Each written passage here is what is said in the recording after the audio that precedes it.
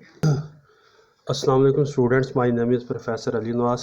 आज हम जो टॉपिक करने जा रहे हैं 4.6 है inter conversion of potential and kinetic energy. Potential energy का काइनेटिक एनर्जी में कन्वर्ट होना इंटर, और काइनेटिक एनर्जी का पोटेंशियल एनर्जी में, this is called inter conversion of potential energy and kinetic energy.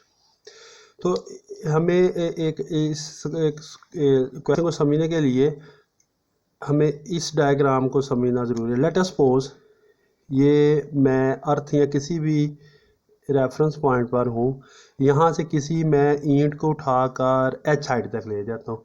ये मैंने ईंट को उठाया और ईंट को उठाकर मैं उसको एच हाइट तक ले गया।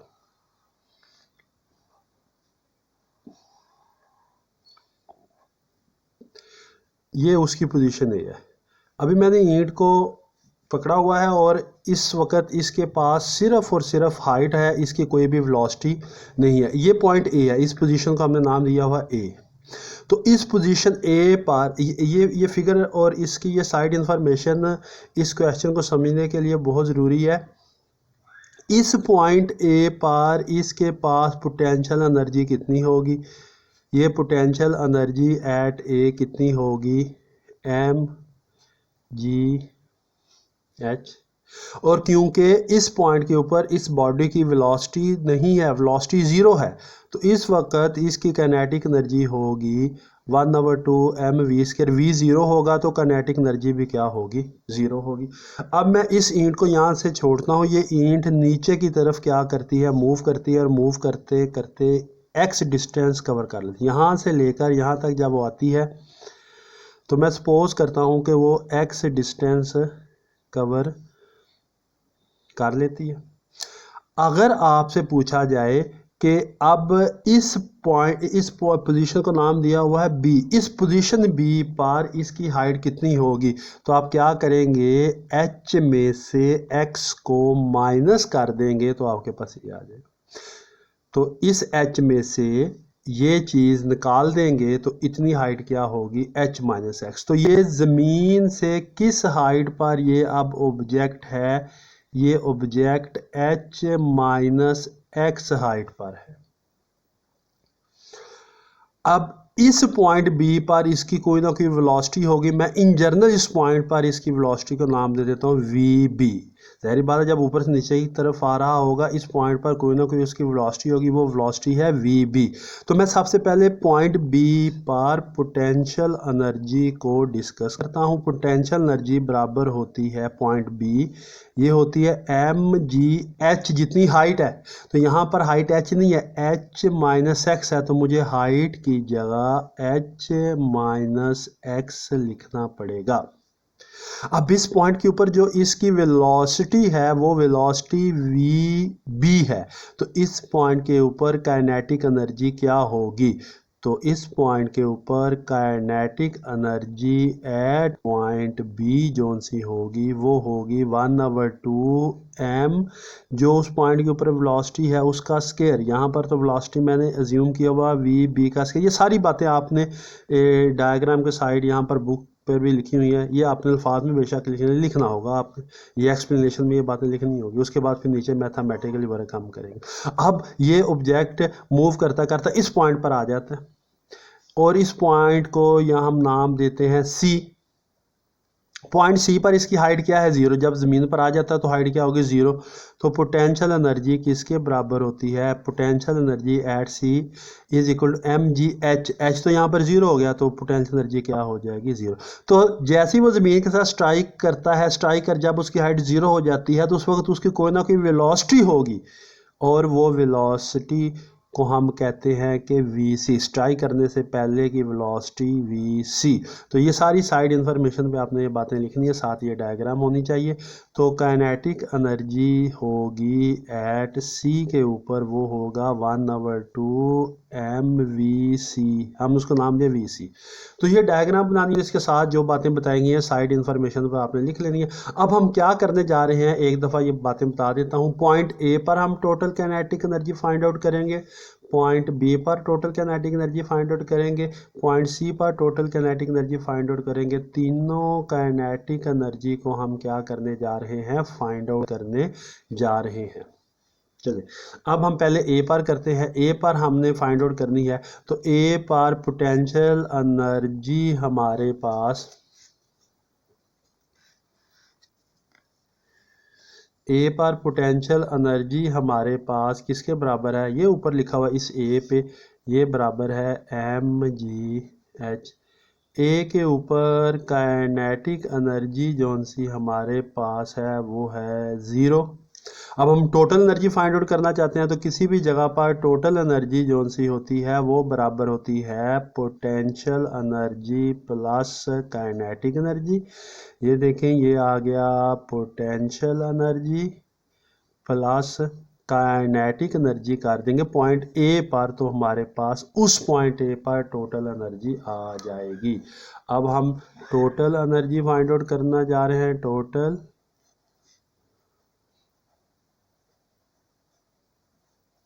एनर्जी ये होगा, पोटेंशियल एनर्जी है mgh और प्लस होगा 0, तो टोटल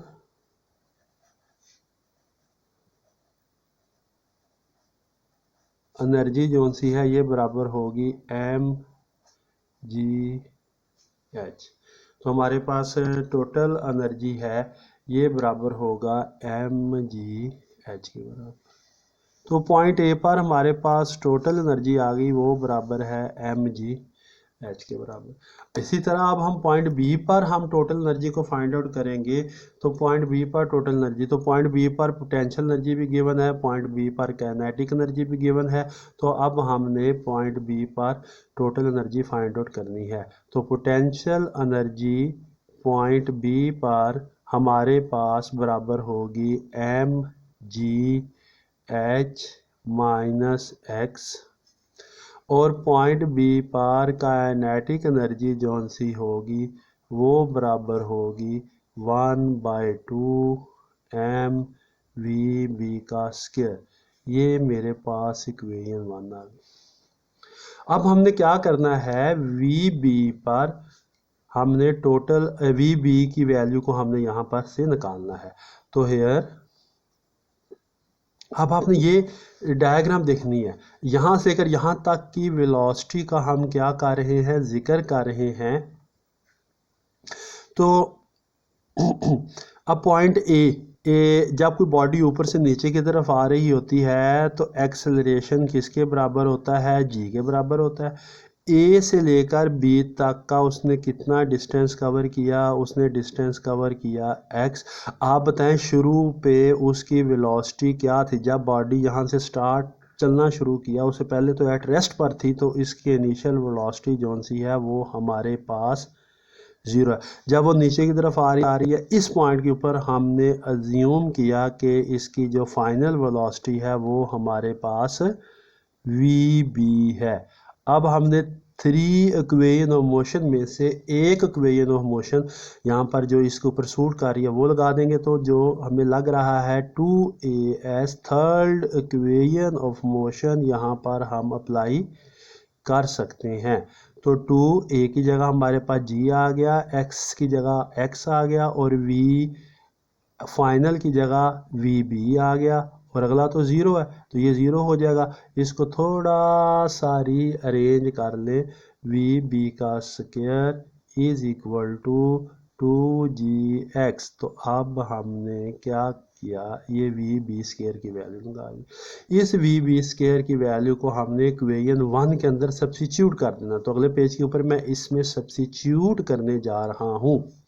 तो जैसे ही मैं इसको सब्स्टिट्यूट करूँगा, बेशक यहाँ पर लिख लें पुट इन 1 में पुट करेंगे तो काइनेटिक एनर्जी जो बी पर होगी ये होगी 1/2 m इंटू 2gx। ये 2gx हमने कौन सी वैल्यू को यहाँ पर सब्स्टिट्यूट किया है, vb स्क्वायर की वैल्यू को, vb स्क्वायर की वैल्यू को इक्वेशन 1 के अंदर क्या कर दिया, सब्स्टिट्यूट किया। जैसे ही हम इसको सब्स्टिट्यूट करेंगे तो जो हमारे पास इसका आंसर आएगा वो आएगा 2 से कैंसिल हो जाएगा, वो आएगा mgx हमारे पास आंसर आ जाएगा। अब हमने टोटल एनर्जी जौन सी है वो फाइंड आउट करनी है, टोटल एनर्जी फाइंड आउट करनी है। तो टोटल एनर्जी पहले कैसे फाइंड आउट की थी, potential energy plus kinetic energy. तो क्योंकि पॉइंट बी के ऊपर कर रहे हैं तो पॉइंट बी के ऊपर जो पोटेंशियल एनर्जी होगी प्लस पॉइंट बी के ऊपर जो काइनेटिक एनर्जी होगी, इन दोनों को सम कर दें। तो टोटल एनर्जी आपके पास जौन सी आएगी वो आएगी पोटेंशियल एनर्जी। हमने देखें स्टार्ट पे हमने ये लिखा हुआ है पोटेंशियल एनर्जी इसके बराबर है, तो ये पोटेंशियल एनर्जी की वैल्यूज़ इसके अंदर सब्स्टिट्यूट कर दें। तो mgh माइनस एक्स आ जाएगा प्लस काइनेटिक एनर्जी की वैल्यू आपके पास ये है mgx। तो टोटल एनर्जी आपके पास आ जाएगी, टोटल एनर्जी जो आपके पास आ जाएगी वो आ जाएगी, इसको मल्टीप्लाई करेंगे तो mgh माइनस आ जाएगा, फिर हम करेंगे mgx आ जाएगा प्लस यहाँ पर आ जाएगा mgx। अच्छा, तो अब कुछ चीज़ें कैंसिल होने हो जाएंगी, तो टोटल एनर्जी जो है वो हमारे पास आ गई, ये दोनों कैंसिल हो जाएंगे, टोटल एनर्जी mgh आ गई। तो ये हमारे पास पॉइंट बी पर भी टोटल एनर्जी आ गई है, इससे पहले हमने पॉइंट ए पर भी टोटल एनर्जी फाइंड आउट कर ली है। अब हमने पॉइंट सी पर टोटल एनर्जी को क्या करने जा रहे हैं, फाइंड आउट करने जा रहे हैं। तो पॉइंट सी पर देखते हैं, तो जैसा कि फिगर में हमें पता है कि पॉइंट सी पर पोटेंशियल एनर्जी ज़ीरो है और पॉइंट सी पर काइनेटिक एनर्जी जौन सी है वो हमारे पास ये है। तो ये दोनों वैल्यू मैं यहाँ पर लिखने जा रहा हूँ। तो पोटेंशियल एनर्जी जौन सी होगी पॉइंट सी पर वो होगी ज़ीरो, काइनेटिक एनर्जी जौन सी होगी पॉइंट सी के ऊपर वो मैंने पीछे आपको दिखा दिया, 1/2 mv/c का स्क्वायर होगा और दिस इज इक्वेशन नंबर 2। तो हमने यहाँ पर वी सी की वैल्यूज़ को हमने निकालना है। तो वी सी वैल्यूज़ को हम कैसे निकालेंगे, हेयर हम यहाँ से कुछ चीज़ें यहाँ से शुरू करते हैं। हम यहाँ से इनिशियल वेलोसिटी को स्टार्ट करते हैं। हमें पता है कि शुरू में इनिशियल वेलोसिटी ज़ीरो थी, फिर वो आती आती उसकी वेलोसिटी ज़्यादा होती गई पॉइंट सी पर उसकी जो सी वेलोसिटी थी वो फाइनल वेलोसिटी थी और हमने इसको वी सी का नाम दिया था। तो अब हम ये वैल्यू यहाँ पर पुट करेंगे। शुरू पे उसकी इनिशियल वेलोसिटी यहाँ से स्टोन अभी स्टार्ट होना था तो शुरू में उसकी वेलोसिटी ज़ीरो थी और जैसे वो ज़मीन से हिट करता है तो उसकी वेलोसिटी हमने अज्यूम की थी वो क्या है वी सी। उसने डिस्टेंस कवर कितना किया, आप देखें स्टोन ने यहाँ से लेकर यहाँ तक का डिस्टेंस कवर किया, एस कितना कवर किया, एच के बराबर। इस वजह से हम एस को एच लिख देंगे और ए किसके बराबर आता है जी। जब कोई बॉडी हाइट से नीचे की तरफ आ रही होती है तो ए किसके बराबर होता है जी के। अब हम थर्ड इक्वेशन ऑफ मोशन यहाँ पर सब्स्टिट्यूट करेंगे, 2as is equal to V F का स्क्वायर माइनस वी आई का स्क्वायर। तो हम क्या करेंगे, 2a की जगह g आ जाएगा, s की जगह h आ जाएगा, वी एफ की जगह आ जाएगा वी एफ का स्क्वायर आ जाएगा और वी आई हमारे पास क्या आ जाएगा 0। तो इसको अरेंज कर लें, वी सी का square is equal to 2gh। अब ये जो वैल्यूज़ आई है इसको इक्वेशन 2 के अंदर सब्स्टिट्यूट कर दें। तो अब हम करने जा रहे हैं पुट इन 2, इक्वेशन 2 ये देखें आपके सामने ये इक्वेशन 2 है, इसमें सब्स्टिट्यूट करेंगे तो वी स्क्वायर की जगह हम 2gh लिख देंगे। Kinetic energy is equal to 1/2, ये देखें 1/2, आगे क्या है m लिख दिया और आगे क्या है वी सी स्क्वायर, तो ये आ जाएगा 2gh आ जाएगा। तो काइनेटिक एनर्जी जौन सी है हमारे पास सी पर किसके बराबर होगी mgh। अब हमने पॉइंट सी के ऊपर टोटल काइनेटिक एनर्जी जौन सी है वो क्या करनी है, फाइंड आउट करनी है। टोटल एनर्जी फाइंड आउट करनी है। तो टोटल एनर्जी कैसे फाइंड आउट करेंगे, पोटेंशियल एनर्जी सी पर और काइनेटिक एनर्जी सी पर, इन दोनों का सम कर देंगे तो मेरे पास टोटल एनर्जी आ जाएगी। तो टोटल एनर्जी जो सी है वो बराबर आ गई है पोटेंशियल एनर्जी 0 प्लस mgh। तो टोटल एनर्जी जो सी है वो हमारे पास आ गई है mgh। तो ये हमारे पास पॉइंट सी के ऊपर एनर्जी आ गई है। देखें हमने पॉइंट ए पर भी एनर्जी फाइंड आउट कर लिया है, पॉइंट बी पर भी एनर्जी फाइंड आउट कर ली है, पॉइंट सी पर भी एनर्जी फाइंड आउट कर लिया है, लेकिन तीनों का जवाब सेम आ रहा है। ये पॉइंट ए पर हमारे पास एनर्जी है जो कि mgh के बराबर है, ये हमारे पास पॉइंट सी पर एनर्जी है जो कि mgh के बराबर है, और ये बी पर है और ये हमारे पास पॉइंट सी पर है जो कि mgh के बराबर है। तो यहाँ से हमने कहा law of conservation of energy है कि एनर्जी हर जगह पर क्या रहती है, सेम रहती है। तो थोड़ा सा हम इसको एक्सप्लेनेशन कर लेते हैं।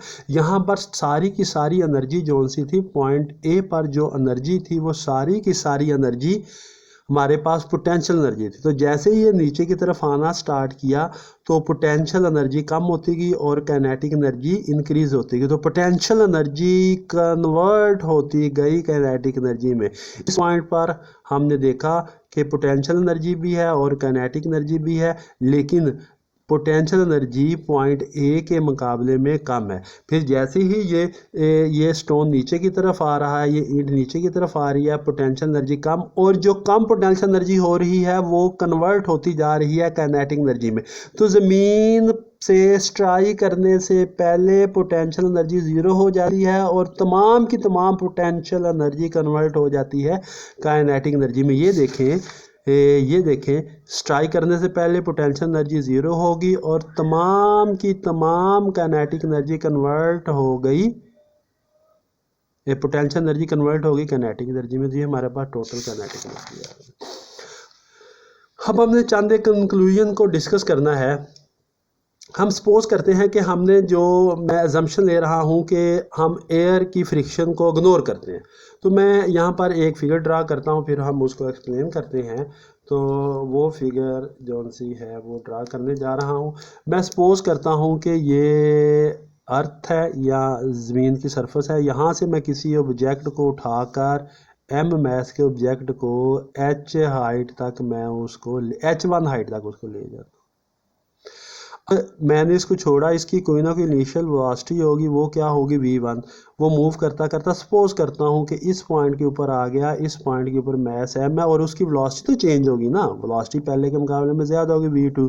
और मैंने अज्यूम कर लिया उस वक्त इसकी हाइट, ज़मीन से इसकी हाइट मेरे पास h2 है।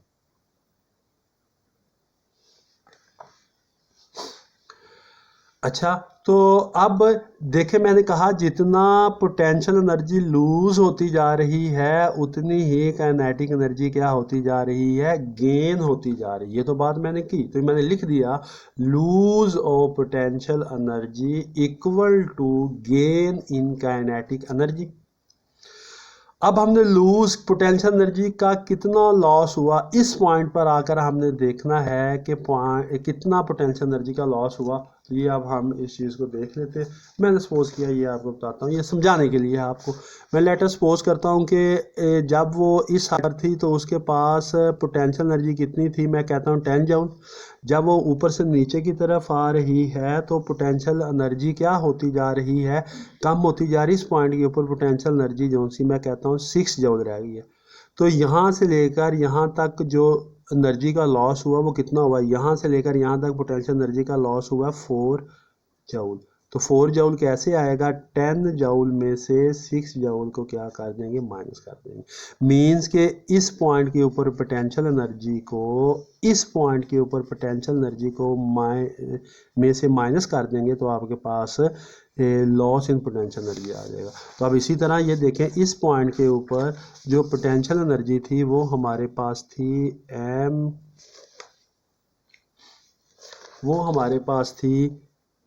mgh1।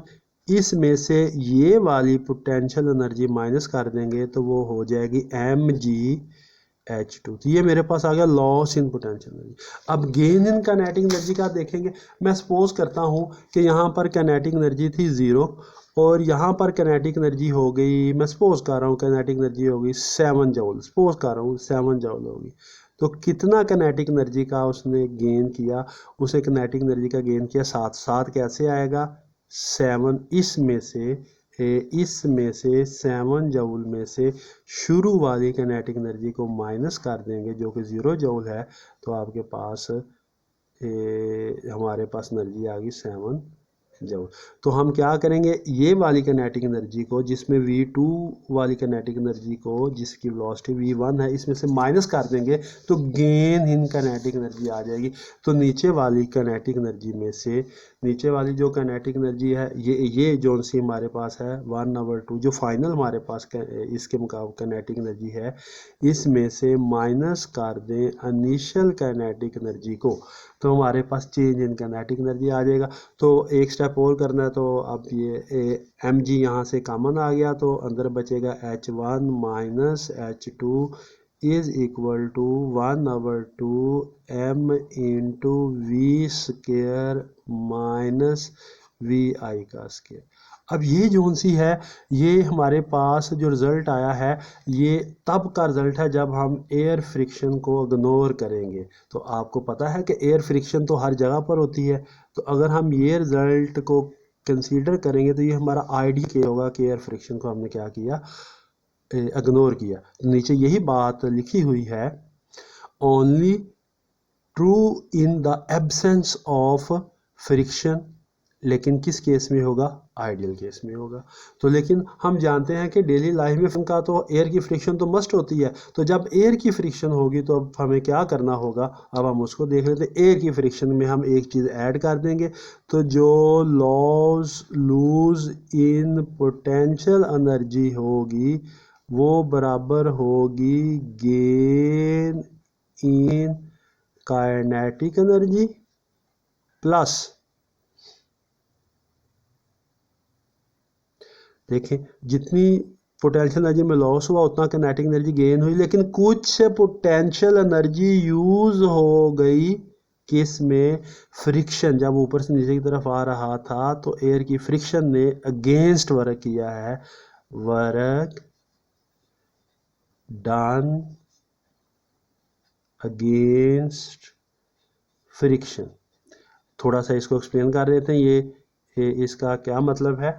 मैं मैं सपोज करता हूँ, चले मैं सपोज किया, चले यहाँ पर ये मैस यहाँ पे था और वो ज़मीन पर आया, तो जब वो यहाँ पे था उसके पास जो एनर्जी थी वो थी 10 जूल थी, लेकिन जब ज़मीन, हमें पता है वो एनर्जी कन्वर्ट होती जाती है काइनेटिक एनर्जी में, जैसे ही वो ज़मीन से स्ट्राइक करने लगा तो हमने उसकी एनर्जी देखी, वो है 8 जूल।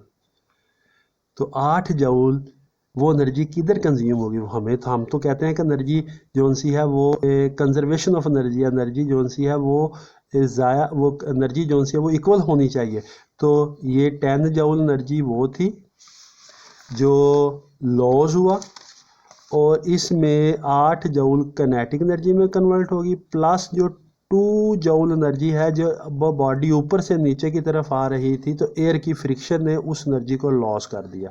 तो ये देखें इसके मुताबिक लॉस इन पोटेंशियल एनर्जी बराबर है गेन इन, जितनी काइनेटिक एनर्जी गेन की उसने, plus work done against friction. तो अब आखिरी स्टेप के बाद ये हमारा टॉपिक अब ख़त्म होने जा रहा है। Loss in potential energy mgh होगा। मैंने कहा हुआ है ना कि यहाँ से लेकर ये हाइट कितनी है, h, और इस पॉइंट के ऊपर उसकी जो वेलोसिटी होगी वो होगी v। तो काइनेटिक एनर्जी उसने कितनी गेन की, काइनेटिक एनर्जी उसने गेन की 1/2 mv² प्लस फ्रिक्शन के क्रॉस जो उसने वर्क, जो उसने एनर्जी को लॉस किया, हम वर्क को जानते हैं कि एफ डी के बराबर होता है।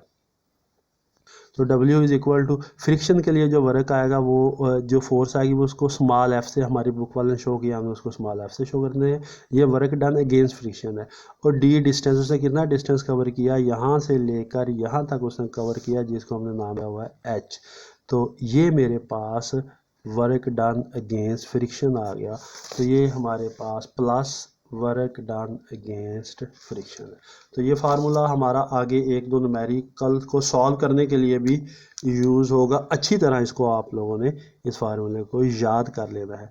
तो ये पेपर में आने वाला एज अ लॉन्ग क्वेश्चन, काफ़ी ज़्यादा इंपॉर्टेंट लॉन्ग क्वेश्चन है, पेपर में 12 आ चुका है। इस चैप्टर के 3 ही लॉन्ग क्वेश्चन है, जैसा कि मैंने आपको बता दिया। एक लॉन्ग क्वेश्चन है work done in gravitational field वाला था, दूसरा हमने एब्सोल्यूट पोटेंशियल एनर्जी का पढ़ा, और तीसरा जो पेपर में आने वाला लॉन्ग क्वेश्चन है वो inter conversion of kinetic energy and potential energy.